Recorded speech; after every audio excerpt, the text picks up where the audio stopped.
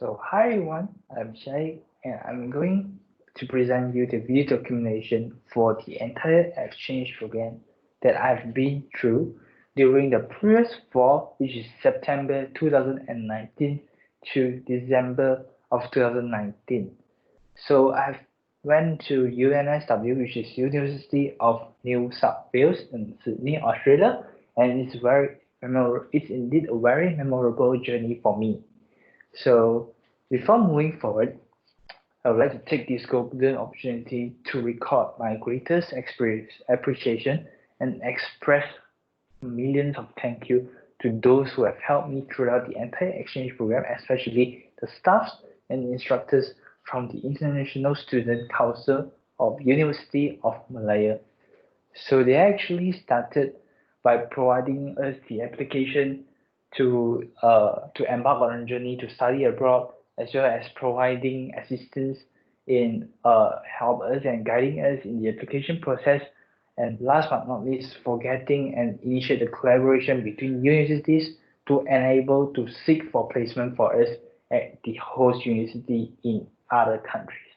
So it's a very wonderful effort for it to be done by ISC. And I would like to take this opportunity to thank my parents for sending me off to study abroad in Australia to let me to experience the difference in culture as well as an entire dissimilar learning experience that are unable to attain within Malaysia. So before moving forward, I would like to share some of my experiences during the application process. So it's pretty simple. All you need is actually getting to the website of Australian Immigration Centre, which is just a moment. Yep. So this is a website for the Australian Government Department of Home Affairs.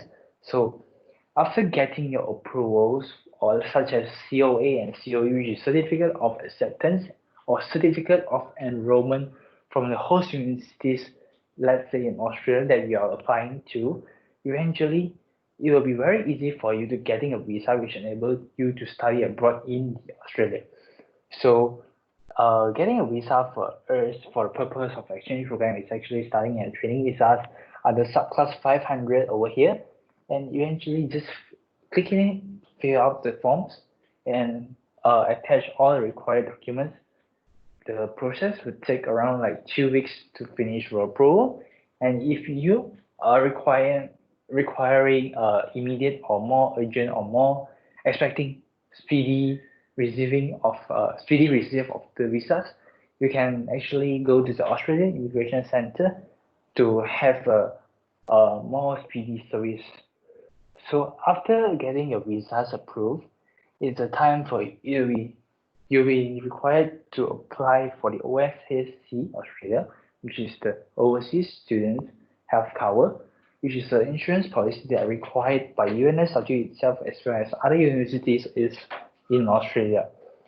So it's a very simple process and just getting it through so you eventually get yourself prepared for the exchange. So the documentation required by the host university is actually very simple, just the visa and the OSHC, the insurance cover. Yep, that's it. So back to the sharing of my experience in Australia for the exchange. So let's start.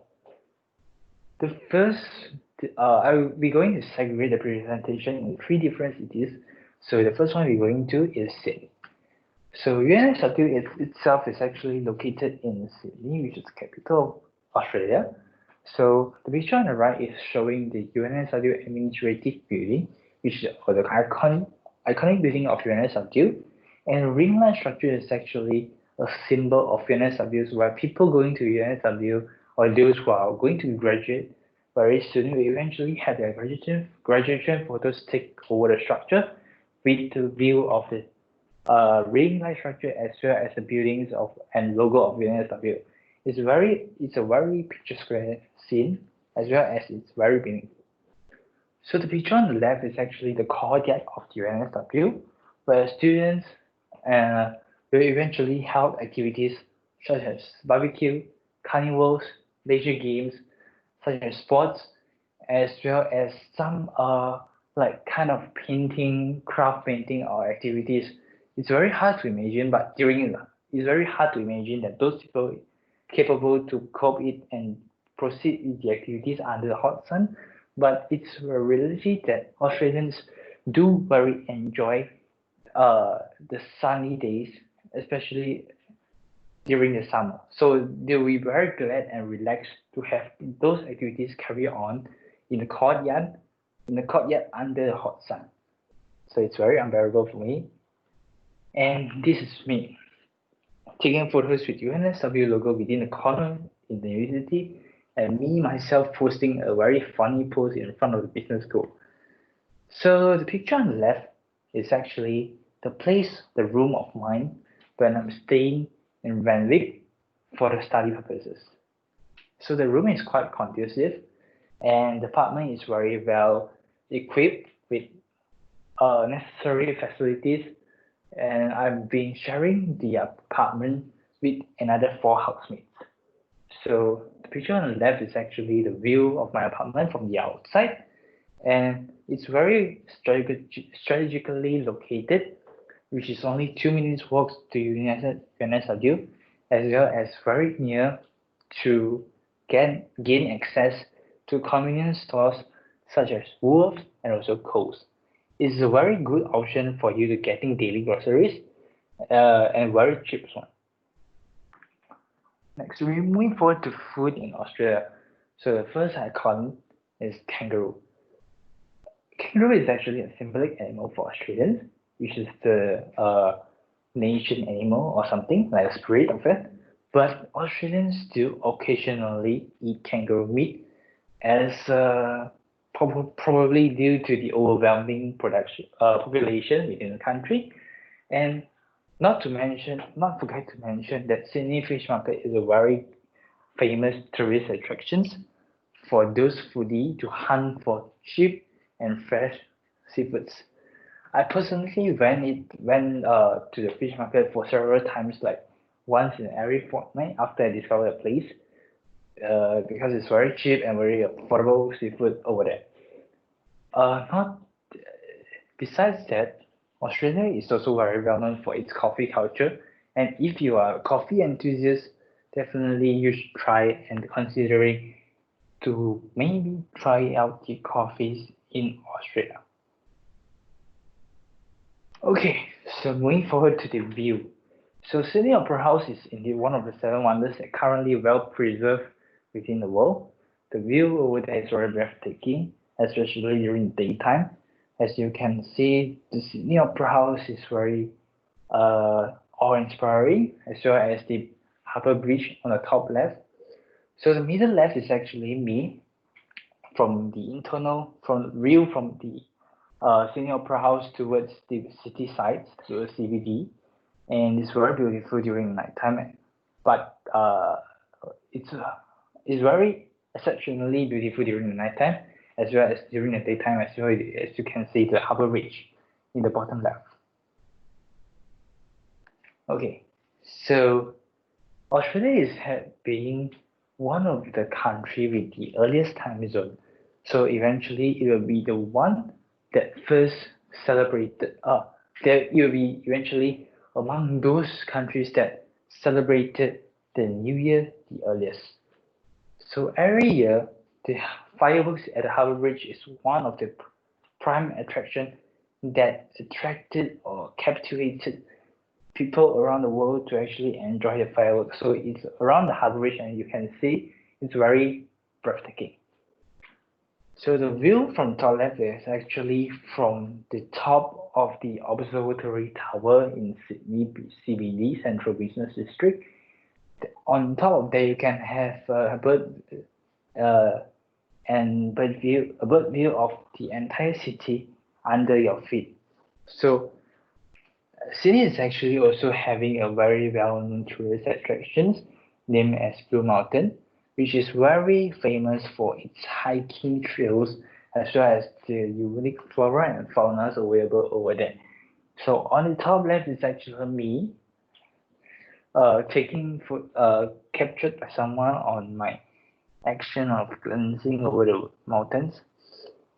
I'm still guessing whether the mountain is blue because due to reflection of light. Because when I'm there, the mountain is actually green but not blue.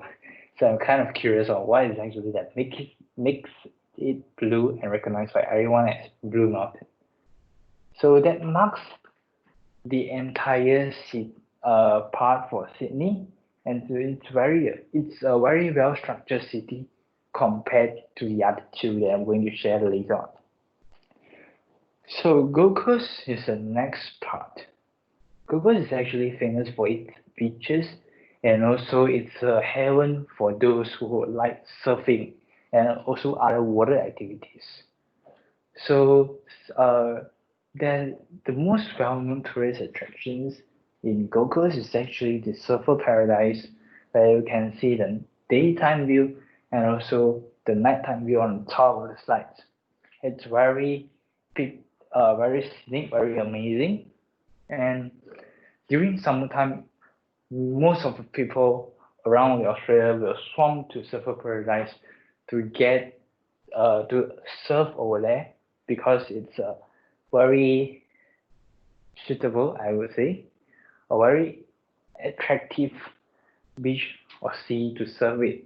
Not forget to mention that SeaWorld and also DreamWorld are also the tourist attractions that have been attracting so many visitors from all around the world to visit Gold Coast due to its exceptional facilities and also outstanding performance among the parks and all around Australia. So moving forward, we have Melbourne. Melbourne has been considered as the world's most livable city for a few times.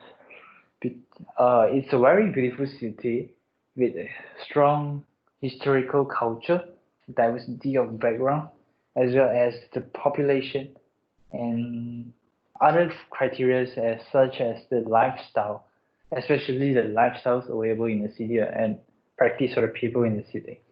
It's a very slow-paced city with a more relaxed and chilling attitude. So I guess that's what makes Melbourne the world one of the top most livable city as overall.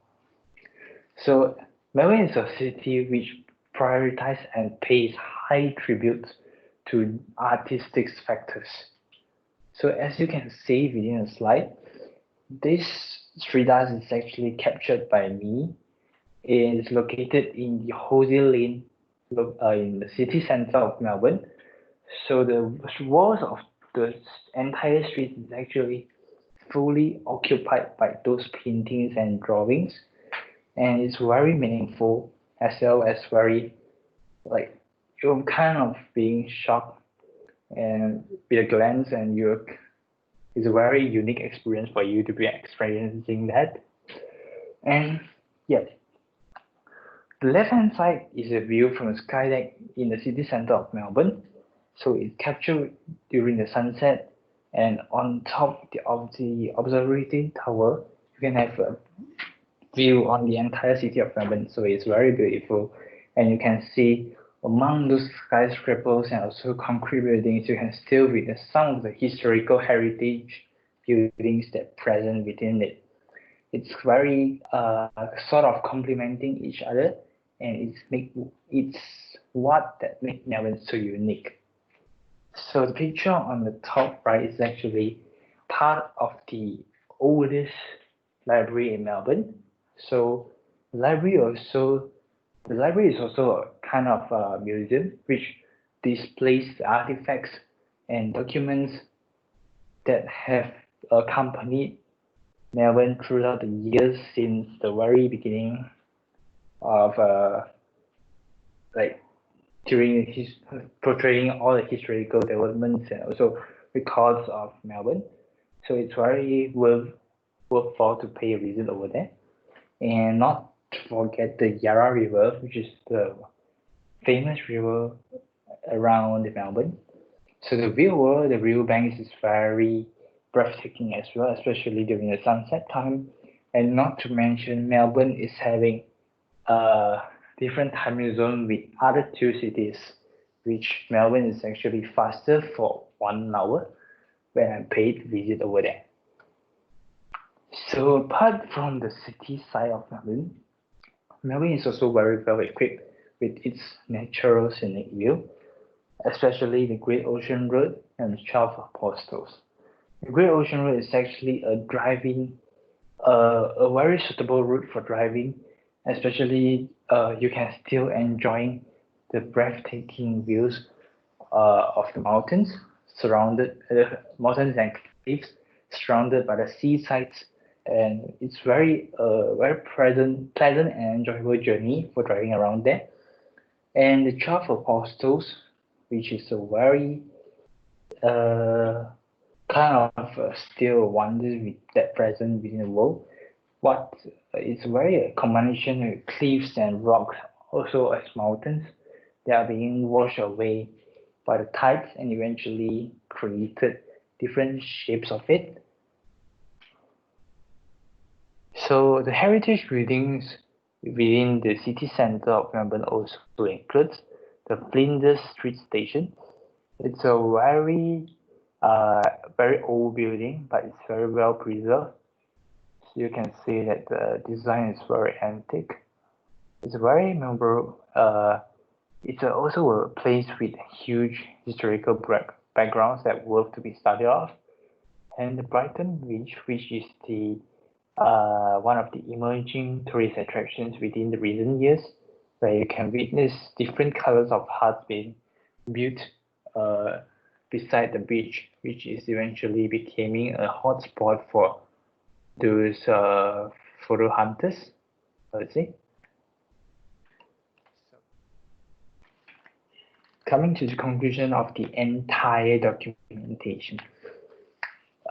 In my personal opinion, I think that Australia is indeed a very suitable country for those who intended to go to exchange or to study abroad. So because Australians, the people is extremely friend, the people is extremely friendly and are very helpful, and the learning experience there is uh very different, dissimilar with the one that we are currently practicing as in our educational system, since the lecturers over there stress over more critical thinking and also communication, as well as speaking abilities, presentation skills, apart from pure memorizing, which is actually practiced and conducted within the Asian education system currently. So Australia is as well is relatively affordable if compared to other Western countries such as the UK or other Western Europe countries. So it will make it's a very decent place for those who are intended to uh, go to study abroad, as it will be a very good alternative rather than those Asian countries.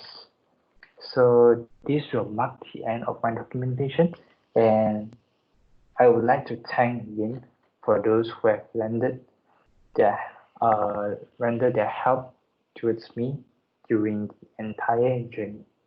Thank you. Bye bye.